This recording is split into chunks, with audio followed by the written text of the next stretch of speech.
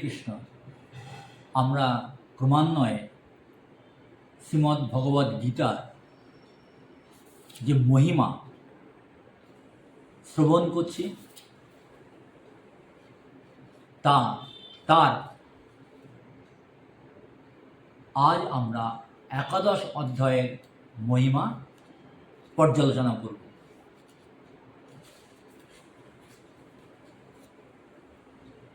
পদ্মপুরাণে দেবাদিদেব শিব তিনি তার পত্নী পার্বতী দেবীকে শ্রীমদ্ ভগবদ্ গীতার মহিমা বর্ণনা করেছিলেন। দেবাদিদেব শিব বললেন, হে পার্বতী, শ্রীমদ্ ভগবদ্ গীতার একাদশ অধ্যায়ের মাহাত্ম্য বলছি শোনো। এটার সম্পূর্ণ মাহাত্ম্য বর্ণনা করা সম্ভব নয়, কারণ হাজার হাজার কাহিনী আছে। তার মধ্যে মাত্র একটি কাহিনীর কথা আমি তোমাকে এখন বলব। প্রণীতা নদীর তীরে মেঘঙ্কর নামে এক বড় শহরে জগদীশ্বরের মন্দির অবস্থিত। আমরা আগেই আলোচনা করেছি, এই ভারতবর্ষের প্রাচীনকালে বিভিন্ন শহরের নাম, বিভিন্ন নদীর নাম, বিভিন্ন ব্যক্তির নাম আমরা এখানে শুনছি বা পর্যালোচনা করছি। নামগুলো আজকের যুগের সঙ্গে হয়তো মনে হবে একটু অন্যরকম, কিন্তু এগুলো সত্যি ছিল। এগুলো ভগবানের শুদ্ধ ভক্তদের দ্বারা বর্ণিত কাহিনী, তাই কখনোই মিথ্যা হতে পারে না। ভগবানের কথা কখনো মিথ্যা হয় না, ভগবানের ভক্তদের কথা কখনো মিথ্যা হয় না। তা শ্রদ্ধা অবনত চিত্তে আমাদের এগুলো গ্রহণ করা কর্তব্য। তো প্রণীতা নদীর তীরে মেঘঙ্কর নামে শহরে জগদীশ্বর ভগবানের মন্দির অবস্থিত। মন্দিরে ধনুক হাতে স্বয়ং জগদীশ্বর দণ্ডায়মান। মেঘঙ্করে সুনন্দ নামে আজীবন ব্রহ্মচারী ব্রত উদযাপনকারী এক শুদ্ধাচারী ব্রাহ্মণ ছিলেন। জগদীশ্বরের সামনে বসে সুনন্দ শ্রীমদ্ ভগবদ্ গীতার একাদশ অধ্যায় পাঠ করতেন এবং ভগবানের শাশ্বত সনাতন রূপের স্মরণ করতেন। এই একাদশ অধ্যায় পাঠের ফলে তিনি তার ইন্দ্রিয়ের উপর সম্পূর্ণ নিয়ন্ত্রণ অর্জন করলেন এবং ভগবান জগদীশ্বরকে অবিরাম স্মরণ করতে সক্ষম হলেন। একদা সেই শুদ্ধাচারী ব্রাহ্মণ সুনন্দ গোদাবরী নদীর তীরে তীর্থ পর্যটনে বের হলেন। বিরাজ তীর্থ থেকে শুরু করে তিনি সকল তীর্থই ভ্রমণ করলেন এবং সব তীর্থে স্নান করে অধিষ্ঠিত বিগ্রহ দর্শন করলেন। একদিন তিনি বিবাহ মণ্ডপ শহরে পৌঁছলেন। সঙ্গী দলকে সঙ্গে নিয়ে তিনি বিশ্রামের স্থান খুঁজতে খুঁজতে শহরের মধ্যস্থলে একটি ধর্মশালা পেয়ে গেলেন এবং সেখানে তার রাত্রি যাপন করলেন। সকালে ঘুম থেকে উঠে সুনন্দ দেখলেন তার সব সঙ্গীরা তাকে ফেলে চলে গেছে। তাদের খুঁজতে গিয়ে নগর অধ্যক্ষের সঙ্গে তার সাক্ষাৎ হলো। তক্ষুনি নগরাধ্যক্ষ তার পায়ে পড়ে বললেন, হে মহামুনি, আপনার সঙ্গীরা কোথায় গিয়েছে তা আমি বলতে পারবো না, কিন্তু এটা আমি বলতে পারি যে আপনার সমকক্ষ ভক্ত কেউ নেই। আপনার মতো খাঁটি ভক্ত আমি কখনো দেখিনি। হে ব্রাহ্মণ, এই শহরে থাকবার জন্য আপনাকে আমি অনুরোধ করছি। নগরাধ্যক্ষের এই বিনীত অনুনয় শুনে তিনি কিছুদিন সেখানে থাকতে মনস্থ করলেন। সুনন্দের স্বাচ্ছন্দ্যপূর্ণ অবস্থিতির জন্য সব ব্যবস্থায় তিনি করলেন কে? নগরাধ্যক্ষ। এবং নিজে রাত্রি দিন তাঁর সেবায় নিযুক্ত থাকলেন। 8 দিবস অতিক্রান্ত হওয়ার পর এক ব্রাহ্মণ সুনন্দের কাছে এসে উচ্চস্বরে কাঁদতে কাঁদতে বলল, হে শুদ্ধাচারী ব্রাহ্মণ, গত রাতে এক রাক্ষস আমার ছেলেকে ভক্ষণ করেছে। সুনন্দ জিজ্ঞাসা করলেন, সে রাক্ষস কোথায় থাকে এবং কিভাবে সে তোমার ছেলেকে খেয়ে ফেলল? গ্রামবাসীটি উত্তর করল, এই শহরে এক অতি ভয়ঙ্কর রাক্ষস বাস করে। প্রতিদিন তার ইচ্ছা মতো গ্রামবাসীদের ধরে ধরে খায়। একদিন আমরা সবাই মিলে তার কাছে গিয়ে আমাদের বাঁচাতে অনুরোধ করলাম। বিনিময়ে আমরা তার রোজকার খাদ্যের যোগান দেব বললাম। ধর্মশালা বানানো হলো। যে সকল পথিক এখানে বেড়াতে আসতো তাদের সেই ধর্মশালায় পাঠানো হতো এবং যথারীতি রাত্রিতে যখন তারা ঘুমিয়ে থাকতো তখন সেই রাক্ষস এসে তাদের ধরে খেত। এইভাবে আমরা রাক্ষসের হাত থেকে নিজেদের বাঁচাতে সক্ষম হলাম।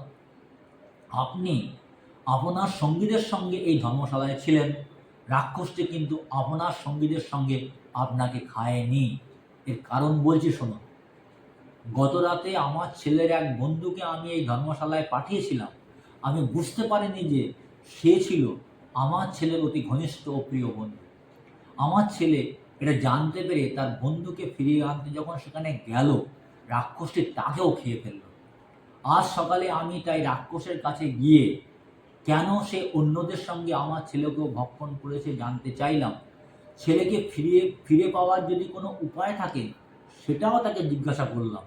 রাক্ষসটি আমাকে বলল, তোমার ছেলেও যে এই ধর্মশালায় প্রবেশ করেছিল আমি তা জানতাম না, তাই অন্যদের সঙ্গে তাকেও আমি খেয়ে ফেলেছি।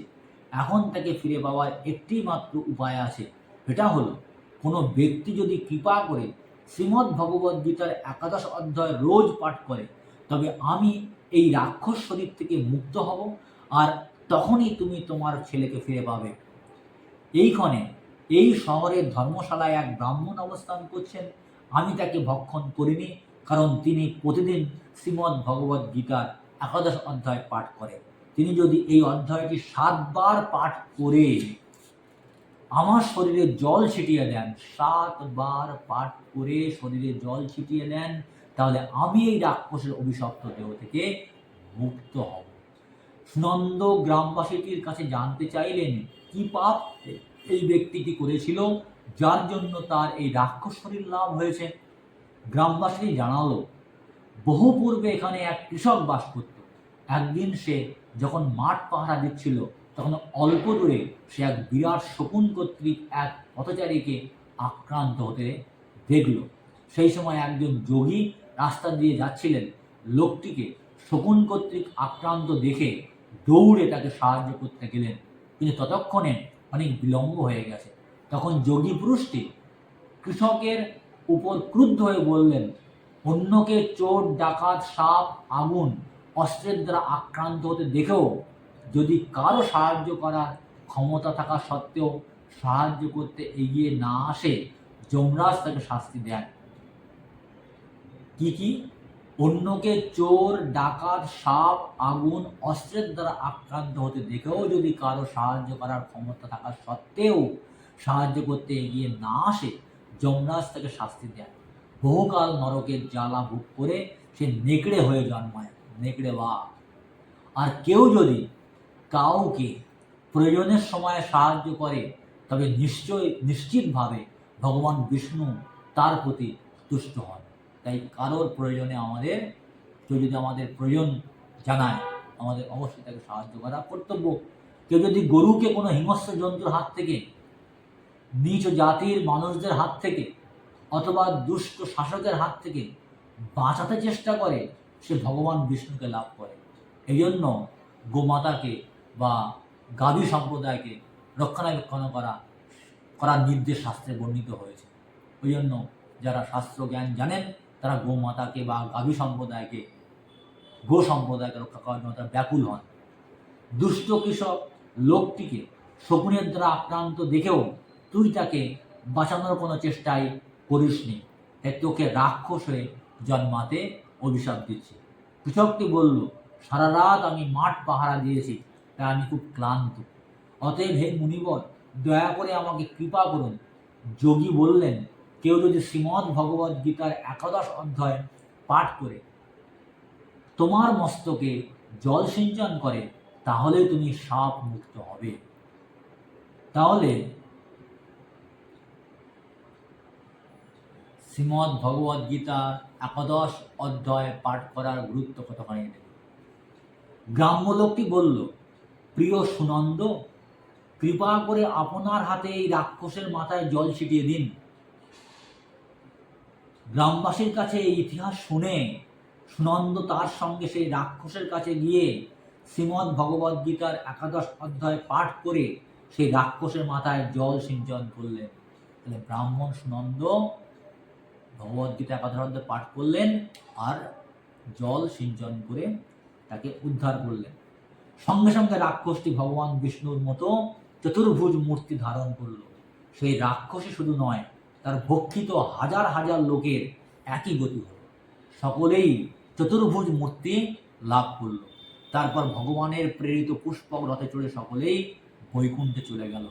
এই বিস্ময়কর ঘটনাটি দেখে গ্রামবাসীটি জানতে চাইল এদের মধ্যে কোনজন তার ছেলে। এতদিন রাক্ষস রূপে থাকা লোকটি হাসতে শুরু করলো এবং সেই দিব্য রথে উপবিষ্ট হাজার হাজার সুপুরুষদের মধ্যে একজনকে নির্দেশ করে বলল, এই হলো তোমার ছেলে। গ্রামবাসী তার ছেলেকে তার সঙ্গে বাড়িতে যেতে মিনতি করল। পিতার অনুরোধে হেসে হেসে পুত্রটি বলল, হে মহাশয়, বহু জন্মব্যাপী তুমি আমার এবং আমি তোমার পুত্র হয়েছি।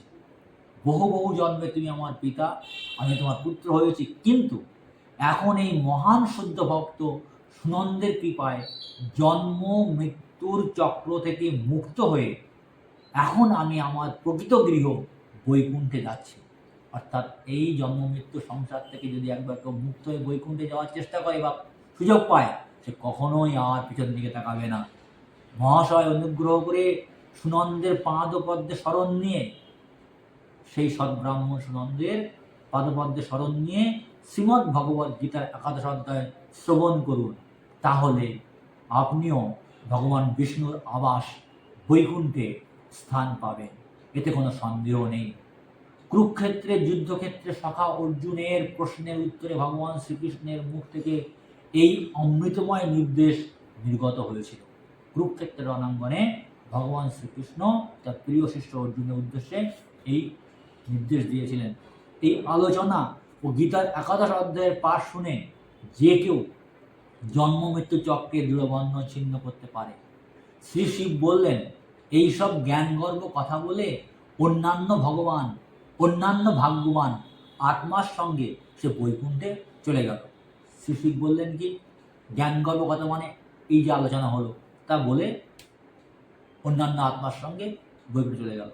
তার পিতা সুনন্দের কাছ থেকে শ্রীমদ্ ভগবদ্গীতা 11 অধ্যায় শিক্ষা করে এবং অনতি বিলম্বে তারাও বৈকুণ্ঠে চলে গেলেন।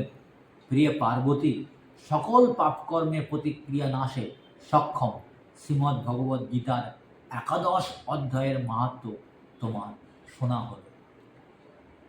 ভগবান শিব পরম বৈষ্ণবী তার স্ত্রী পার্বতী দেবীকে এইভাবে শ্রীমদ্ ভগবদ্গীতার 11 অধ্যায়ে যে মাহাত্ম্য বর্ণনা করলেন, আমরা যা পর্যালোচনা করলাম বা শুনলাম বা পাঠ করলাম, আমাদের কর্তব্য আমাদের দৈনন্দিন জীবনে শ্রীমদ্ ভগবদ্গীতার 11 অধ্যায়ের যে কটি শ্লোক রয়েছে তা পাঠ করা, শ্রবণ করা, তার ব্যাখ্যা অনুধাবন করা। যদি আমরাও করি তাহলে এই কলি হত যে আমরা জীব কলি পাপ পুরুষের হাত থেকে মুক্ত হয়ে অন্তিমে মৃত্যুর পরে আমরা ভগবত ধামে বা বৈকুণ্ঠ লোকে প্রবেশ করার যোগ্যতা অর্জন করতে পারব। হরে কৃষ্ণ।